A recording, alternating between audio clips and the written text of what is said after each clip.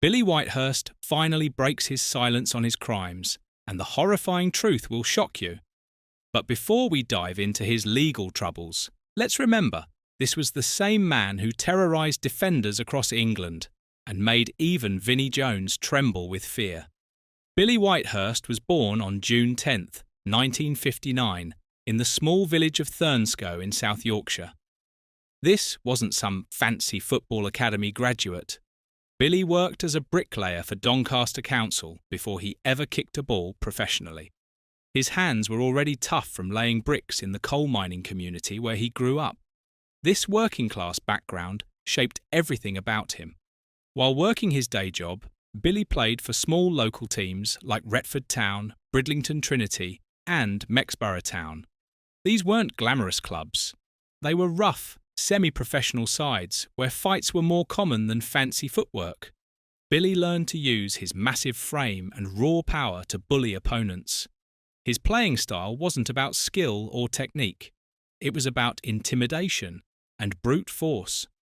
In October 1980, Billy got his big break. He was picked to play for a Midland League team against a Royal Air Force side. Professional scouts were watching that day. Hull City saw something they liked and signed him for just £2,000 a few weeks later. It was the bargain of the century, but not for the reasons you might think. When Billy arrived at Hull City, the coaches were shocked. He had the body of a warrior, but the ball skills of an amateur. Chris Chilton, the club's legendary goalscorer, took Billy under his wing. Chilton's job was to turn this raw powerhouse into an actual footballer. The coaching sessions were intense and focused on basic technique that most professionals already possessed. Billy had to learn proper positioning, timing his runs, and controlling the ball under pressure. While other players worked on advanced tactics, Billy was still mastering fundamental skills that youth players typically learn years earlier. His physical presence was undeniable, but his technical limitations were embarrassing for a professional footballer. But Billy's early career almost ended before it started. In early 1982, Hull City became the first Football League club ever to go into receivership. The administrators decided to cancel 7 player contracts to save money. Billy was one of them. His professional career was about to die at age 23. But Gordon Taylor from the Professional Footballers Association stepped in and saved Billy's contract. Without this intervention, Billy would have returned to laying bricks and we would never have heard his name. This near-death experience motivated Billy like nothing else could. He became the spearhead of Hull City's golden age in the 80s. His breakthrough season came in 1984-85 when he scored 24 goals and helped win promotion. Billy was finally proving he belonged in professional football. His first career hat-trick that season caught the attention of bigger clubs. In December 1985, Newcastle United paid a record-breaking £232,000 for his services. Now, here's where you need to hit that subscribe button and drop a comment below. Tell us about a time when someone doubted you, but you proved them wrong, just like Billy did after nearly losing his career. Your stories always inspire us to keep making these deep dives into football history. But Billy's move to Newcastle started a pattern that would define his career. His time at St James Park lasted just 28 league games before ending in disaster. Billy had a public spat with his own supporters. The fans who were supposed to cheer him turned against him. This wasn't about his performance on the pitch. It was about his attitude and behaviour off it. Billy then moved to Oxford United, but that stint also ended badly. He clashed with assistant manager Ray Graydon and was shown the door again. Brief spells at Reading and Sunderland followed the same pattern. Billy would arrive at a new club, cause problems with the staff, and get moved on quickly. When he returned to Hull City in 1988, even his beloved home club couldn't handle him anymore. Manager Stan Ternant and Billy had a clash of characters that ended their relationship. Throughout his career, Billy played for more than 10 different clubs. He had short stays at Sheffield United, a loan spell at Stoke City, and a season at Doncaster Rovers before injury forced his retirement. He even played abroad in Northern Ireland with Glentoran, in Australia, and in Hong Kong with South China. Every move told the same story. Billy was too difficult to manage. The problem wasn't just his attitude with coaches and staff. Billy's reputation as football's hardest man came from real violence, not just tough tackling. Stories spread about illegal bare-knuckle boxing matches and bar-room brawls. Many people thought these were just rumours created by the media, but Billy himself confirmed the brutal reality. Billy told the story of a barroom fight where he battled 3 men at once. During the brawl, he put his thumb in one man's eye and smashed his head against a wall. The man's friends then attacked Billy and left him with horrific injuries. He suffered a hole straight through his cheek, and his nose was completely smashed up and hanging off his face.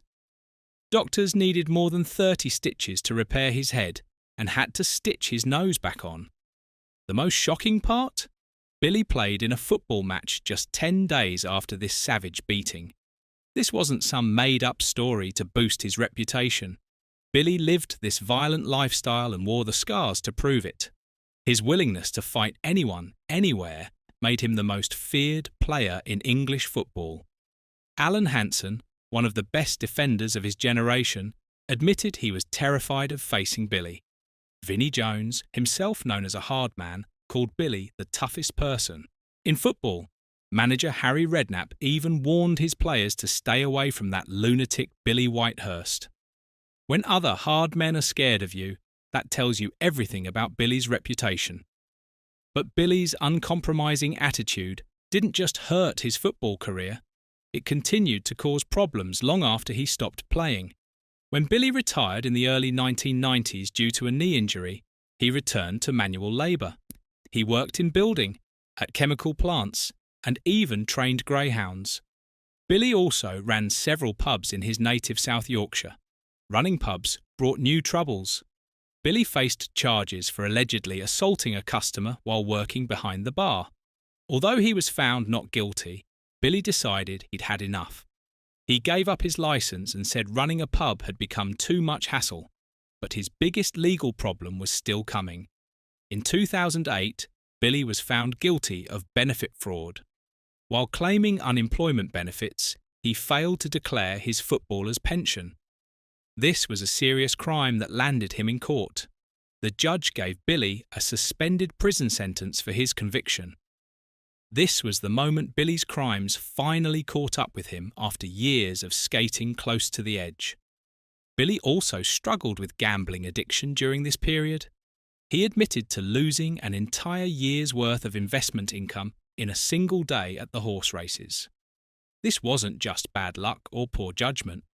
Billy's addictive personality, the same trait that made him fight in barrooms and clash with managers, now destroyed his financial security.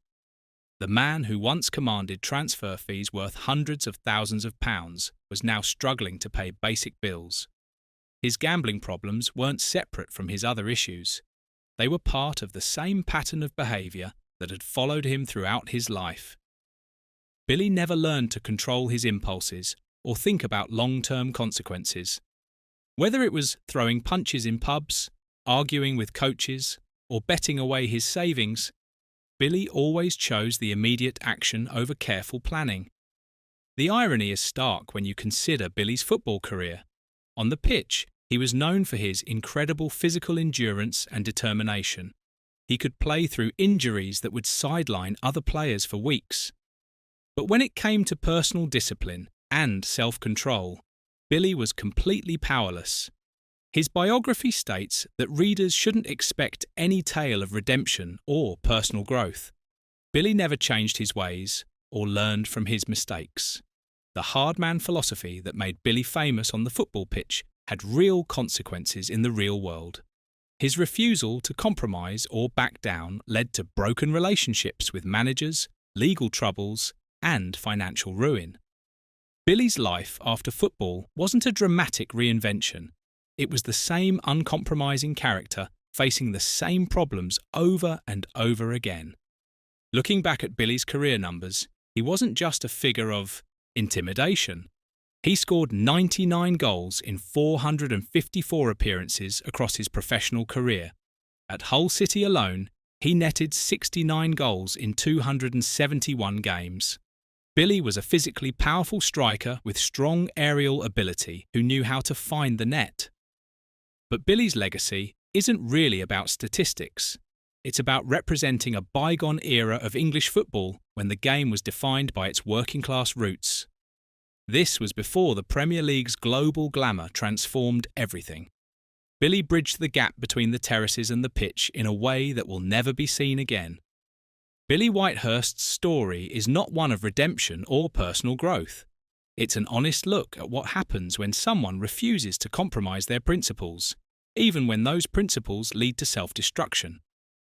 His conflicts with managers, legal troubles, and financial problems were all consequences of his authentic but difficult personality. If you found Billy's uncompromising story as fascinating as we did, make sure to subscribe for more untold football stories and drop a like on this video. Billy may have broken his silence on his crimes, but his legacy as football's hardest man remains unbroken even today.